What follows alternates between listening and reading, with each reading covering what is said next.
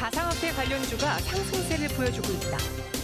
비트코인 가격이 3년 만에 최고치를 경신한 것이 그 배경으로 풀이되는데 가상화폐 관련 종목은 어떤 것들이 있으며 투자 전망은 어떤지 심층 분석한다.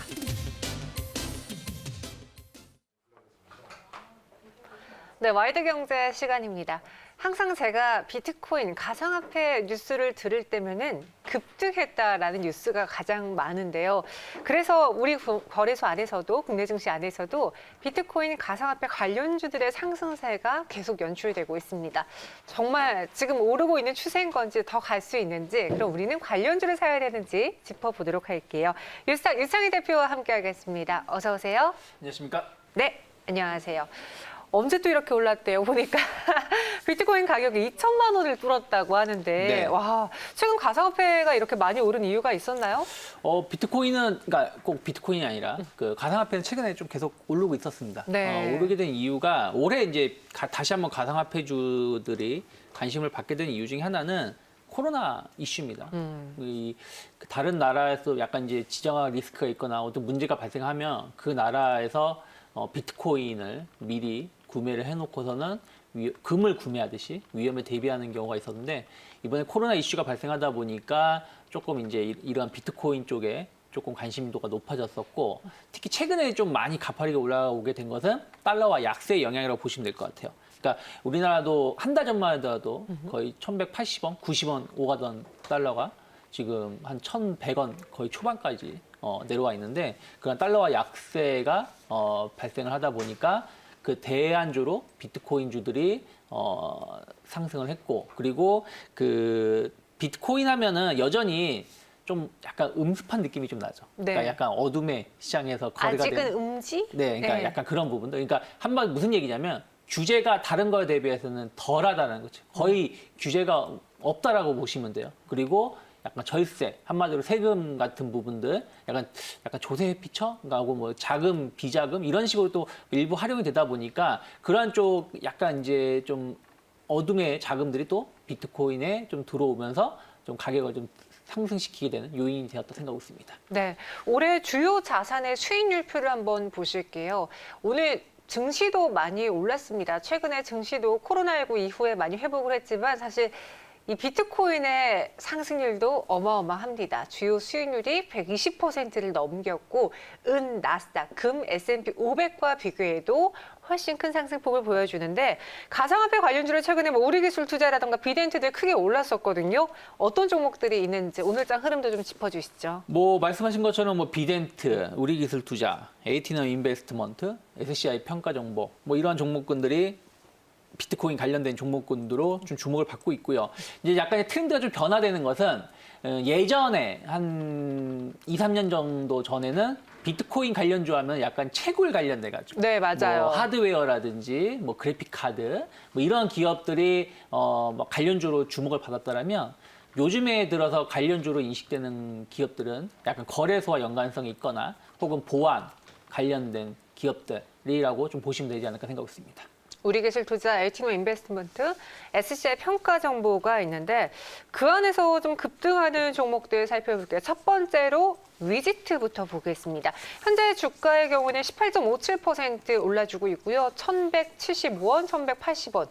어제도 상한가를 기록을 했어요. 사실 이렇게 좀 동전주에서 1,000원대로 올라오는 시총이 작은 종목들이 거래 한번 수반되면 크게 올라주잖아요. 그렇죠. 네. 원래 이제 동전주들이 워낙에 금액이 좀 작다 보니까 작은 금액으로도 대량의 거래량을 좀 수반되는 것이 기본적인 특색이라 보시면 되겠고 위지트는 어떻게 보면 약간 비트코인 관련해가지고 후발주자 성격으로 최근에 주목을 받고 있었죠. 그러니까 다른 비트코인 관련주들이 움직였을 때 위지트는 그렇게 움직이지 않았는데 최근에 이제 좀 강하게 상승하게 된 배경은 위지트는 원래 약간 반도체라든지 뭐 디스플레이, IT 관련된 부품을 생산하는 업체입니다. 근데 이제 이 회사가 주목을 받았던 것은 그 거래소 옴니텔 비트코인 거래소 옴니텔의 지분을 좀 가지고 있다. 한 10%인가요? 그 정도 가지고 있다는 소식이 나오면서 어쨌든 그 비트코인 거래소의 매출이 늘어나게 되면 그와 관련해 가지고 약간 지분 평가 이익을 받을 수 있지 않겠냐 기대감으로 좀 주목을 받고 받고 있다라고 보시면 될 것 같습니다. 네, 전일 상한가 이어서 이 상승세가 오늘장도 멈추지 않고 있고요. 또 비덴트를 빼놓을 수가 없습니다. 비덴트 하면 가장 먼저 떠오르는 게 또 빗썸이잖아요. 네. 저도 빗썸 어플리케이션을 옛날에 깔아봤다가 지운 기억이 있는데 빗썸 매출이 어닝 서프라이즈라고 하더라고요. 그렇죠. 네.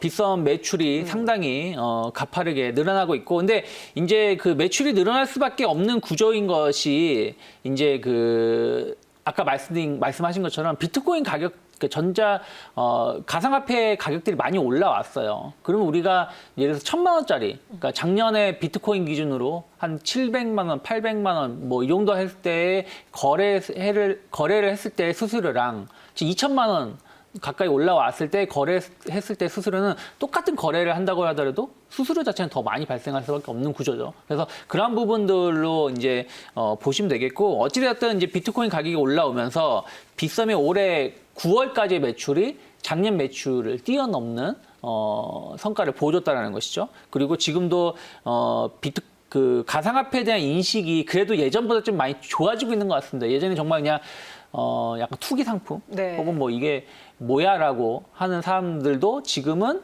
약간 투자의 대안으로 좀 참여를 하시는 분들도 많이 주변에 있다 보니까 약간 그런 시장이 좀 확대가 되고 있다는 부분들, 그런 것들이 이제 어떻게 보면은 빗썸의 약간 매출을 증가시키는 요소가 되고 있고, 비덴트는 뭐 빗썸 그리고 빗썸 홀딩스의 지분을 가지고 있죠. 실적인 뭐 빗썸을 운영하고 보유하고 있다라고 보시면 되기 때문에 그러한 부분들이 이제 맞물리면서 비덴트가 최근에 좀 주목을 받지 않았나 생각하고 있습니다.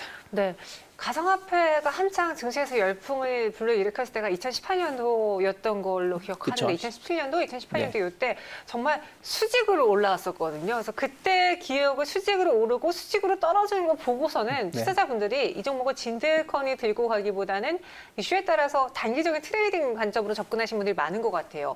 가상화폐 가격이 계속 오른다면은 중장기적으로 투자해봐도 괜찮을 것 같은데, 이 가상화폐 시장에 대해서 이창재 대표는 어떻게 보세요? 단기적, 중장기적? 저는 뭐 네. 여전히 가상화폐 시장에 대해서 그렇게 썩 좋게 보는 시각은 아닙니다. 약간 현물 위주로 시장을 좀 바라보고 있기 때문에 네. 아직은 가상화폐에 대해서는 뭐 딱히 긍정적이라는 말은 못하지만, 최근에 이제 글로벌 그 투자 회사들을 본다라면 그 포트폴리오의 가상화폐를 그러니까 반영시키는 포트폴리오를 많이 좀 만들고 있습니다. 오, 그리고 네. 이제는 그 아예 상품 자체를, 그러니까 우리가 뭐 금 관련된 펀드, 뭐 원자재 관련된 펀드 이런 것도 우리가 투자할 수 있지 않습니까? 할 수 있는 것처럼 가상화폐 관련된 펀드도 이제 공식 출범을 한 업체들도 있고, 이제 출범을 준비 중인 업체들도, 그 투자 회사들도 있다는 것이죠. 그러면 어찌됐든 가상화폐는 앞으로는 좀 커질 수밖에 없는 섹터라 생각하고 있고, 또 뭐 지금 진짜 제한적으로 하고 있지만 전자결제 관련해 가지고 가상화폐를 통해서 결제 서비스 이런 것들이 이제는 조금씩 늘어나고 있다라는 것이죠. 그러면 그런 것들도 향후에는 좀 성장성이 있다라고 보시면 될 것 같아요. 그래서 저는 뭐 디지털 경제 축으로 성장할 가능성은 높다 하지만 지금 현재 시점에서는 여전히 좀 불확실성이 큰 건 맞다. 왜냐면은 가상화폐의 최고점이 과거에 한 2천만 원 초반이었는데, 그게 말씀하신 것처럼 뭐 500만 원대까지 쭉 하락했다가 또 가파르게 올라오는 부분, 이런 어쨌든 뭐 어떤 화폐라는 게 이렇게 변동성이 크게 나온다면 좀 불확실성이 있기 때문에 너무 공격적인 투자는 좀 제한돼야 되지 않을까 생각하고 있습니다. 네. 그래도 이제 비트코인도 음지에서 양지로 무언가 상용화를 위해서 하나씩 규제라던가 절차들을 만들어가고 있는 과정입니다. 그래서 이번에 코로나19 때문에 전체적으로 증시가 휘청였을 때 오히려 안전자산으로 금과 함께 부각받기도 했었거든요. 그럼 비트코인 가상화폐 관련주 안에서 무엇을 보면 좋을지, 뭐 공격적인 매수에 대해서는 좀 반대 의견 주셨지만, 네. 그래도 우리가 관심주로 본다면 어떤 종목 위주로 보는 게 좋을지 탑픽 전해주시죠. 네, 어쨌든 네. 이제 흐름 자체가 좀 변화가 되는 게 좀 있기 때문에, 뭐 비트코인 관련해서 거래가 계속 활발하게 이루어진다면 거래소의 매출, 수익성은 늘어날 수밖에 없다는 것이죠. 그런 것들을 본다라면 뭐 비덴트 같은 경우 충분히 관심 있게 볼 수 있다 생각하고 있고, 어쨌든 우리나라의 가장 큰 거래소를 보유하고 있는 기업이기 때문에 저는 뭐 주가가 가상화폐 관련해서 계속해서 어떤 관심이라든지 수요가 늘어난다라면 뭐 단기적으로는 갈 수도 있고 조금 중기적인 관점에서 갈 수도 있겠습니다만 한 9,500원 정도까지의 목표가는 열어놓을 수 있지 않을까 생각을 좀 하고 있고요.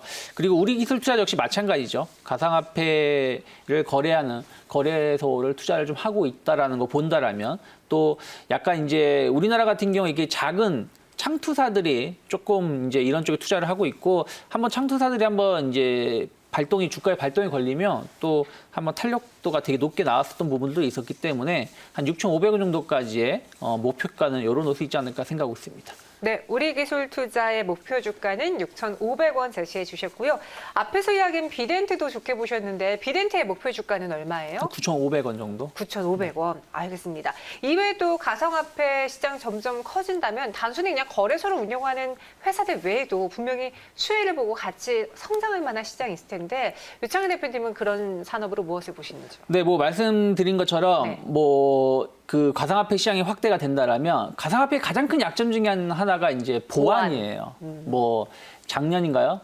재작년 제가 지금 정확히 기억은 안 나지만 대규모 테러 사건도 우리나라에서도 있었고 또 다른 나라에서 중간중간 그런 소식이 나오고 있기 때문에 이런 보안 관련해서는 약간 아직까지는 약간 이제 음지에서의 움직임이 그 시장에서 거래가 되고 있는 것이기 때문에 보안에 대해서 관심이 더 높아질 수밖에 없다. 그러면 뭐 드림 시큐리티 같은 경우가 가상화폐 관련돼서의 보안 서비스를 좀 먼저 시장을 선도했었던 부분들이 좀 있어서 좀 관심 있게 보시면 좋다 생각하고 있고요. 그리고 아까 또 말씀드린 게 가상화폐가 단순하게 시장에서 거래가 되고 이걸 다시 현금으로 인출해서 현금화하고 이런 부분들도 있겠습니다만은 결제 시장, 간편 결제라든지 이런 쪽으로 해가지고 계속 이제 수요가 늘어나고 있다는 것이죠. 그러면 전 충분히 결제 시장 관련해서도 가상화폐 시장은 확대가 될 수 있다. 다만 지금은 그게 뭐 활발하게 이루어지고 있는 것이 아닙니다. 우리나라에서도 초반에는 정말 뭐 어떤 커피숍에서 뭐 서비스를 한다. 뭐 이런 얘기는 있었습니다만 그게 모든 어떤 가맹점에서 하는 것은 아니다 보니까 이건 시간이 좀 걸릴 수밖에 없다라고 생각하고 있는데 어쨌든 전자결제 관련된 테마 섹터도 좀 중장기적으로 보면 좋지 않을까 생각하고 있습니다. 네, 보안주, 전자결제주도 같이 보는 게 좋겠다. 가상화폐 시장의 가장 큰 취약점으로 꼽히는 보안도 있기 때문에 그 시장도 같이 커질 것이다라고 이야기해 주셨습니다. 이렇게 크게 오르고 있는 가상화폐 관련주들에 대해서 짚어봤고요. 유창희 대표와 함께했습니다. 오늘 말씀 고맙습니다. 고맙습니다.